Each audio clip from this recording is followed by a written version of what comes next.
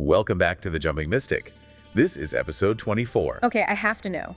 Has that collective archive in your garage finally cleared the lawnmower citation, or are you still paying fines to your old tax returns? We've reached total synthesis. Oh, halfway now. The lawnmower has officially joined the collective. It's no longer just a machine. It's been upgraded to the biometric landscape synthesizer. You did not. I did. The archive and the tools are now one unified operating system. The garage isn't just organized, it's coherent. Biometric landscape synthesizer. I love that.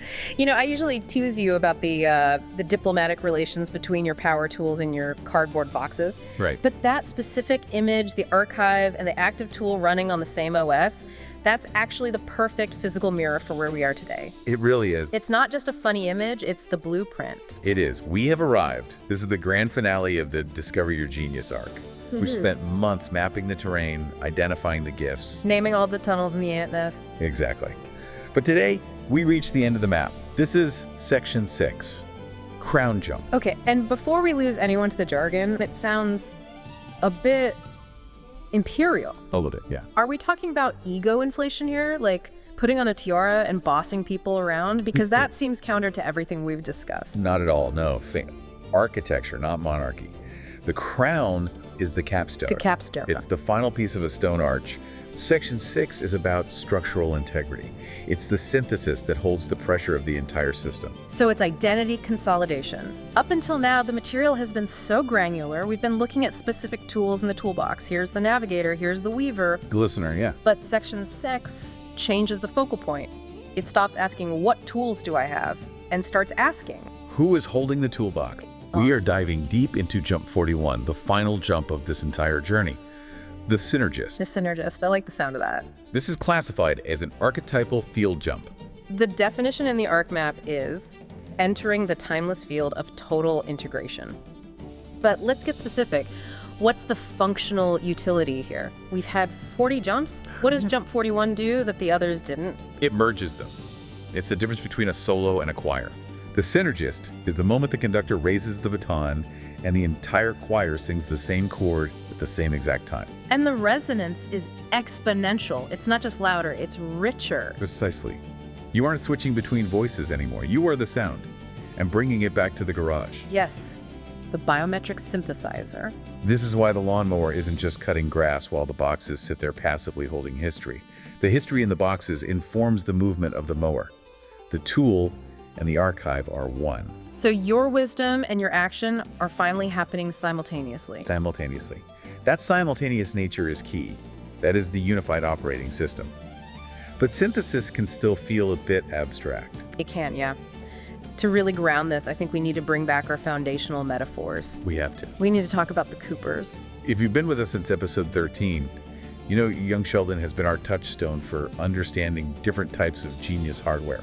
It really is the best way to visualize the difference between input and output genius.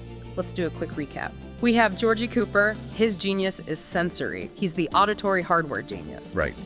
He can hold a tire, listen to the air hissing out, and know exactly what the pressure variance is. He detects the leak through sound. He is an input machine. He takes the world in with extreme precision.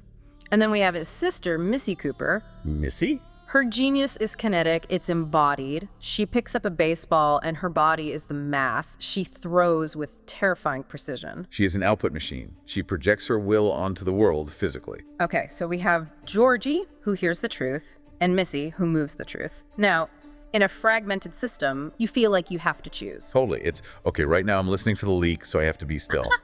Or I'm throwing the ball, so I can't focus on the subtle sounds. It's single tasking. It's binary. You're toggling. But the unified operating system, the upgrade of the Synergist, asks you to imagine an OS that runs Georgie's sensory input and Missy's physical output simultaneously. Without crashing the computer. Without crashing the computer. That is total integration. You don't have to stop hearing the leak to throw the ball. You hear the nuance while you are moving with precision. You become a listening athlete, a feeling strategist. And that's so difficult to do if you're doing it manually. If you're consciously trying to listen and throw at the same time, you'll choke, you'll overthink it. Of course. The Synergist isn't about trying to do both. It's about the state where the distinction just dissolves. It dissolves. You don't choose between being smart and being intuitive. You just operate. It eliminates the friction of the toggle switch. And this leads us to the other major metaphor we've used. The energy costs. The energy costs. We have to talk about the superhero parallel and gamma load. Gamma load. The idea being the radiation that kills a normal person is what the Hulk was built to metabolize. Right. Stress isn't just stress, it's fuel. But knowing that isn't enough. It's about access. Exactly. There's a nuance there. In the earlier stages, we looked at it like Iron Man. When the gamma load hits, when the pressure is on, Tony Stark has to summon the suit. He has to suit up. There's a transition. Hang on, let me get my armor. Let me toggle from normal self to genius self. And that toggle creates vulnerability. What if the suit doesn't show up? What if the battery is dead? Yeah. It creates this low-level background anxiety. Can I access my genius when I need it? It's performance anxiety. You're treating your capability like an external accessory. But Jump 41, the Synergist, it argues that the suit is obsolete. Well, the concept of putting it on is obsolete. Right. The upgrade here is that this suit becomes your skin. You don't put it on, you don't call it in, you are the suit. Wow, that's a profound shift in safety. If the suit is my skin, I never have to worry about being caught unprepared. That's the durable self-trust the notes talk about. You stop worrying if the genius will turn on. Yeah. You don't worry if your heart will beat. It just does. It becomes automatic. The Synergist makes your genius as automatic as your breath. It's an immediate upgrade to your baseline existence. So, okay, let's look at what this actually looks like in the wild. We've got the garage organized, the suit is skin. For the listener driving to work, what's the practical ROI of this crown jump? Why care about synthesis? I think the biggest practical result is the embodied baseline. Specifically, how fast you recover from doubt. Recover from doubt. That's interesting phrasing. It implies you still feel doubt. Of course, we're human. The signal will always fluctuate. But think about where doubt comes from. Fragmentation? It comes from fragmentation, parts of you fighting. The logic part says do this, and the intuition part says do that. That gap, that internal argument, is where doubt festers. It's the civil war inside your head. Did I say the right thing? Should I have been more aggressive? Precisely. But when you are coherent, when you are the Synergist, that civil war ends. Logic and intuition are braided together. So when doubt hits, it has nowhere to stick. So you recover instantly because you're operating from a unified front. You have momentum. Which is what the notes mean by becoming an unstoppable force. I want to clarify that, though, because unstoppable force can sound aggressive, like a bulldozer. It's not aggression, it's inertia. It's just physics. When all of your gifts, your Georgie hearing, your Missy throwing, when they're all pushing in the same direction, movement becomes effortless. You're not forcing the door open, you're just walking and the door yields. Exactly. And this goes back to the elimination of mode switching. No more lag time. That is the thing I'm most excited about. Think about how much mental energy we waste preparing to switch modes. So much. Okay, I need to go into a strategy meeting. Let me put on my serious face. Now I'm going to lunch. Let me find my empathy face. It's exhausting. It's performance art, and it makes you feel like an imposter in your own life. The Synergist allows you to be the listening strategist instantly. You don't toggle. You are fully empathetic while being strategic. You bring the whole package at every single moment. It really is the garage reaching nirvana. It no longer distinguishes between storage mode and work mode. Nope. It doesn't say, okay, now I am a warehouse, and later, now I am a workshop. It is simply a state of coherent creation. It is. It's a space where everything is available all the time without clutter. And that's what your mind becomes. Every tool from this arc is just ready. You don't have to go looking for it. And that brings us to the end of the map. We've walked through discovery, naming, integration, and now the crown. 41 jumps. It's been a massive journey.